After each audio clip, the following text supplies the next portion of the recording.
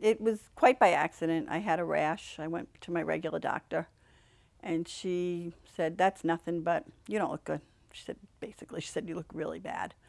So she sent me to an oncologist. But she didn't tell me it was an oncologist. She just said, "Go see this guy." I pull up, and it's North Florida Oncology. I was like, "Oh, gee, I guess I didn't look good."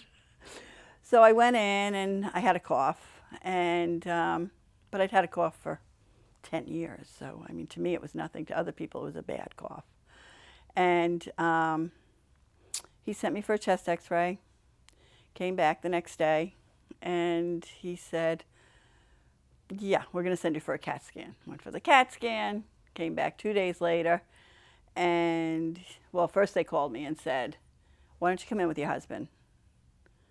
I said, "I don't like the way that sounds at all." So I did, and he just sat us down and said, "You have lung cancer.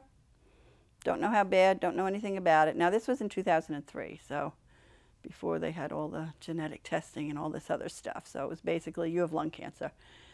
I said, "What do we do now?" He said, "You go see the thoracic surgeon." I'm in St. Augustine, which is a really small town, and there is one thoracic surgeon there. That's it. You don't have a choice. So we went to see him, and he looked at me and said, "Yeah, you're really sick. I'm not going to operate. Go home. You have 6 months." My son-in-law, thank God, worked at one time in his life for Dr. Jacklich, who was a famous Boston thoracic surgeon at Brigham and Women, and he got me an appointment in 2 weeks, which was unheard of.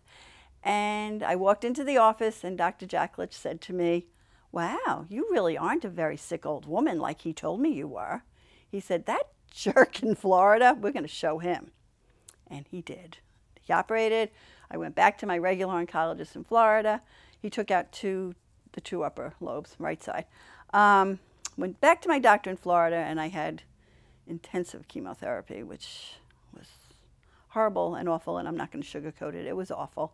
But that was November. It started in November of 2003. And 6 months and 6 months and 6 months have all gone by, and I'm still here. So.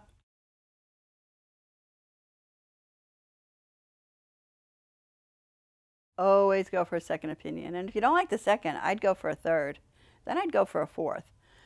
But it's gotten so much better now. I really think the term "you only have" should be outlawed from every oncologist's mouth, every surgeon's mouth. You need to talk to people. There was nobody. If I had had more of a support group, I think I probably wouldn't have been so scared, because there was nobody to talk to. And you told people you had lung cancer, and they all went, "Oh, gee, that's too bad. How long?" Nobody thought you would live, just how long did they give you? And a lot of people didn't even want to hear about it. Lung cancer? Yeah, no. Couldn't you have, one of my friends actually said to me, "Couldn't you have breast cancer? That's a good one." Oh, okay. Next time I'll pick.